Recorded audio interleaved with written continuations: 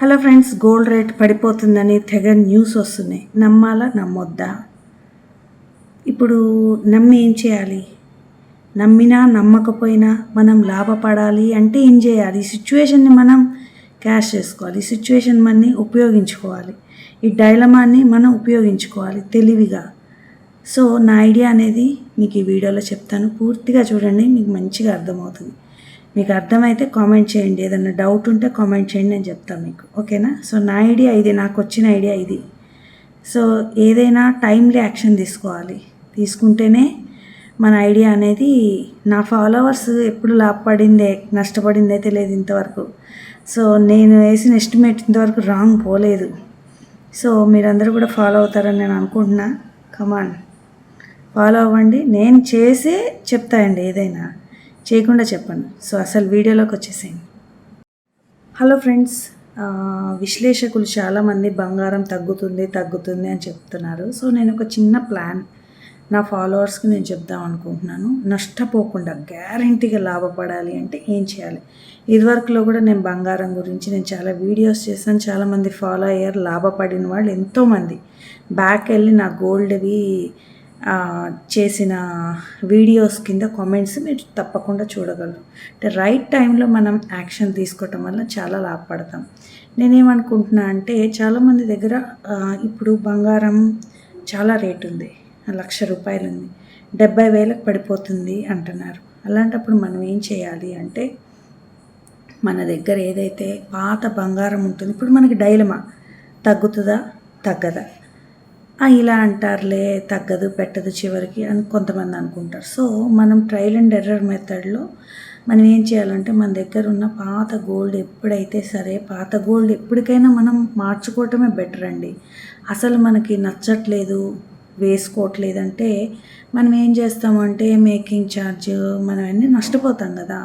So ఇదివరకు KDM చేసి ఉండవు చాలా వరకు. రేపు ఫ్యూచర్లో మనకి గోల్డ్ డిమానిటైజేషన్ కనుక వస్తే కనుక అన్నిటికీ బిల్స్ అనేది కంపల్సరీ. అలాంటప్పుడు ఇది కొంచెం కష్టం అవుతుంది. సో ఫ్యూచర్లో మనం ఏదైతే పెట్టుకోదలుచుకోవట్లేదో, ఏదైతే మనకి అస్సలు ఆ మోడల్ నచ్చట్లేదో, ఖచ్చితంగా మార్చాలి అని అనుకున్న వాళ్ళు ఈ టైంలో ఇమీడియట్ మార్చుకొని క్యాష్ చేసుకొని పెట్టుకోండి.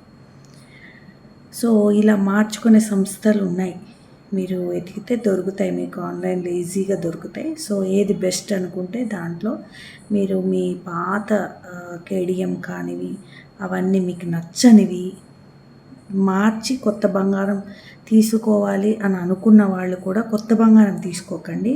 మార్చడం మాత్రం ఖచ్చితంగా ఇప్పుడు మార్చేసేయండి. మార్చేసుకొని మనం క్యాష్ చేసి పెట్టుకున్నాం అనుకోండి, ఆ క్యాష్ తీసుకెళ్ళి డిపాజిట్ చేసేయండి. 6 months డిపాజిట్ చేయండి, దానికి ఇంట్రెస్ట్ వస్తుంది మీకు. ఈ 6 months తర్వాత గోల్డ్ ఫ్లక్చుయేషన్ అనేది మీకు తెలిసిపోద్ది. 6 months తర్వాత రియల్గా తగ్గిందనుకోండి, అప్పుడు ఈ క్యాష్ తీసుకెళ్ళి కొనుక్కుంటే చాలా లాభపడతాం మనం. ఒకవేళ తగ్గలేదనుకోండి, అప్పుడు ఏ రాయైనా అంతే కదా.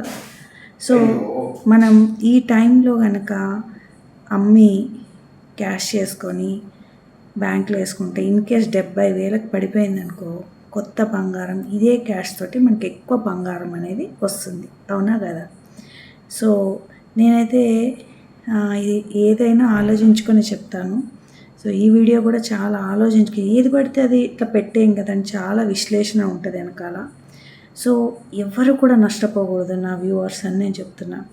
ఇప్పుడు మనం అమ్మటం వలన మనకి ఇప్పుడు మన నగ 6 లక్షలు విలువ వచ్చింది అనుకోండి, 6 లక్షలని తీసుకెళ్ళి మన బ్యాంక్ అకౌంట్లో 6 months పెడితే దానికి వడ్డీ వస్తుంది. ఈ 6 లక్షలు విలువైన నగ 6 లక్షలు పెడితే మనకి ఇంకెక్కువ నగ అనేది, ఒకవేళ ఇన్కేస్ తగ్గింది అనుకోండి గోల్డ్ రేటు, పెద్ద నగ వస్తుంది, లాభపడతాం. ఇన్కేస్ గోల్డ్ సేమ్ కాస్ట్ ఉందనుకోండి, లాభం లేదు, నష్టం లేదు, ఎలాగైనా గోల్డ్ తీయాల్సిందే మనం. అవునా కదా? తీద్దాము అనుకున్న గోల్డ్ని ఈ క్షణం, ఈ త్వరగా వీలైనంత త్వరగా తీసేసి క్యాష్ చేసుకోండి. సో ఇది నా ఐడియా, అమలు చేయండి, తప్పకుండా మీరు లాభపడతారు. ఇన్కేస్ గోల్డ్ రేటు తగ్గలేదనుకో, పుకారే అనుకోండి, మనకి నష్టం ఉండదు. అప్పుడైనా మారుద్దామని అనుకున్నాం కదా, ఇప్పుడు మార్చడంలో నష్టమేం లేదు. ఇన్కేస్ తగ్గితే మాత్రం బాగా లాభపడతాం.